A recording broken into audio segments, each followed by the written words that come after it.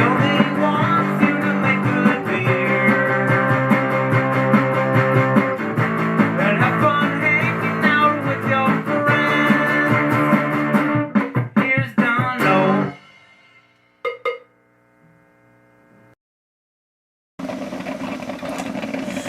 Today on the program, coffee,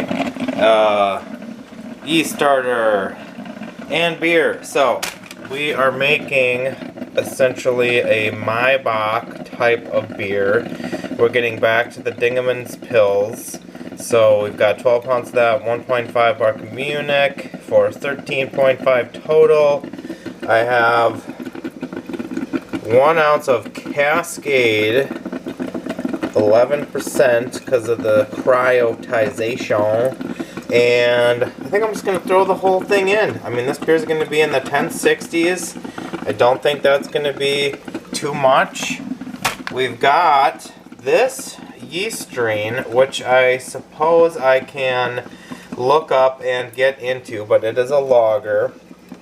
I don't know if it's a seasonal one. I think maybe. I forget the origination of it, but we can get into all that. Currently the wort is being reduced in volume here because I had 7.2 gallons total, and it is also out, which you can't see, it's out in my garage and I need to go check on that.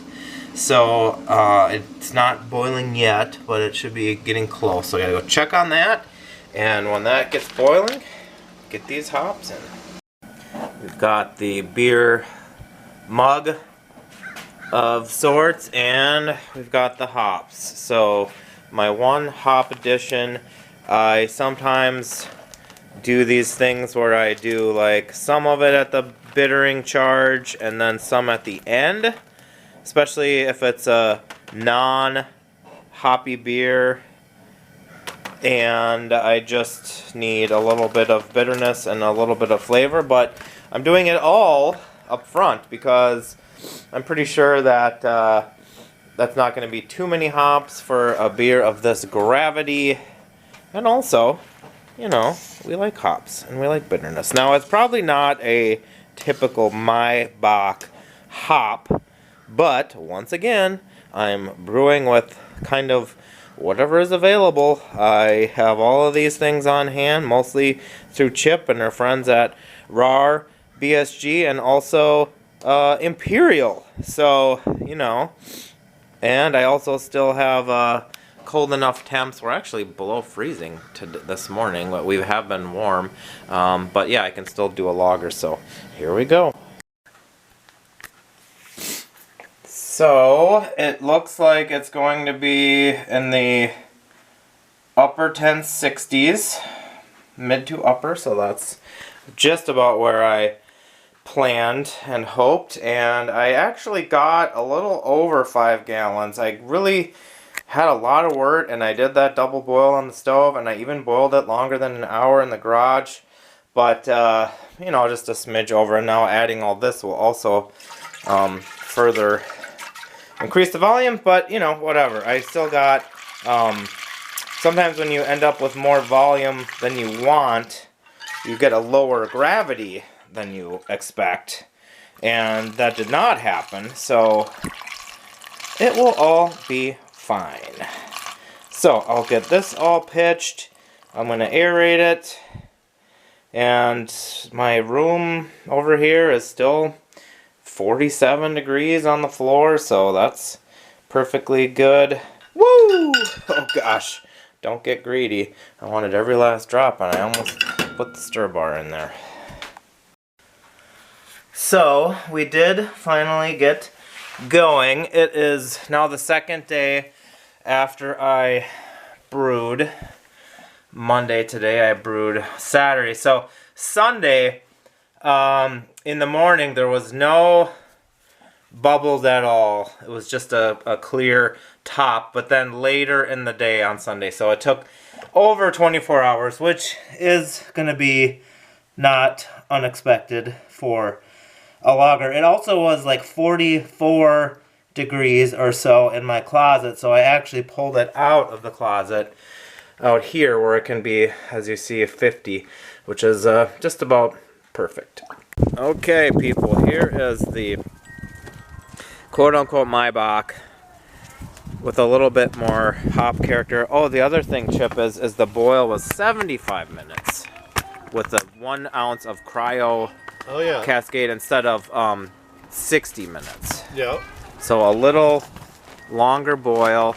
It was 1065 to 1011.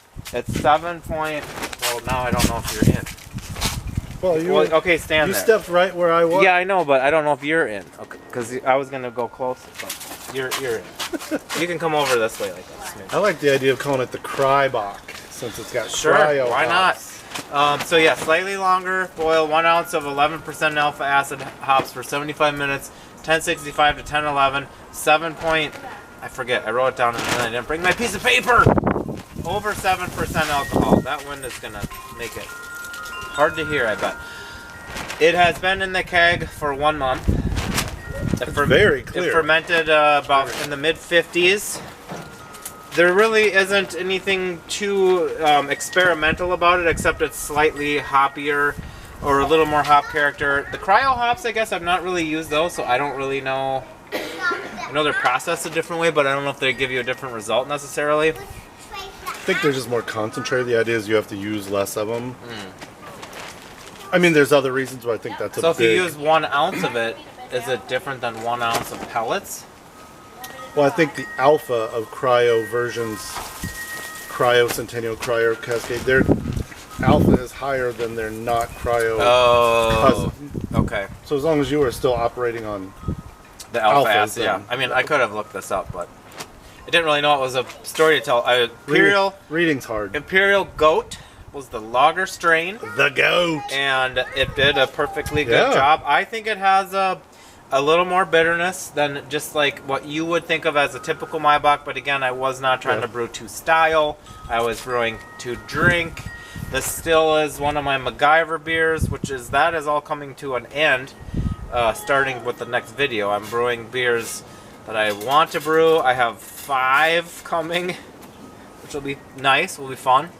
The goat is the Iyengar strain, so built for box, Doppelbox, Maibox. I think it tastes really good here. It's clean, kind of gets out of the way, but it leaves like a really dense, rich malty note. And Dingaman's pills, like you said, I don't know much about it. I know a lot of like Cantillon uses it. Like it's the Pils malt for all these Belgian beers that we all know about. So it's cool to get to play with that. Shout out to Rahr BSG for tossing us a bag of that. Yeah, and yes, thanks to the Rahr folks. I forget if it was 11 or 12 pounds of that and 1.5 pounds of your Bark of Munich as well. Otherwise, yeah, it's I think I get a little grapefruit taste. I thought you were gonna say when you take a sip, it lingers a little bitter. I get a little of that grapefruit, the bitter kind of bittersweetness that you get from a grapefruit. I got a little more like a lemon pith, which surprised me because I was like, "Ooh," and it's kind of nice on a Maibock, especially since it'll probably be around for a minute. Some of that will slowly decrease over time. You'll be left with an even cleaner, malty Maibock probably. But I kind of like that hoppy little twist to it because like right now, it's just like our weather is so all over the place that it's nice to have something with a little more like it's layers of stuff, not just super malty. It's not a full-on IPL that I make, but it's a lager and it has a tiny bit more hop character, and also it is above 7% alcohol, so like you say, it could sit around for a minute and still be all right. And yeah, I mean, not having had many Maibocks this year, like it's nice to have. This definitely scratches the itch, especially on the malt side. The malt in the mix here is like, yep, Maibock plus a little something. But I do keep getting the bitterness though after I it for sure is, take the swallower. Boil it for 75 minutes. Yeah, I think that was. I can't remember. I have a feeling that was to reduce the volume, but also I also usually boil it on the pots on the stove. Maybe it's in my previous footage. Maybe I forgot. I don't really remember. Anyway, Get your PBW, people. We split a 4-pound refill bag, so we each got 2 pounds.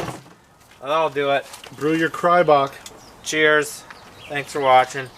Catch you later. Cryotechnics. Pyrotechnics? Cryotechnics.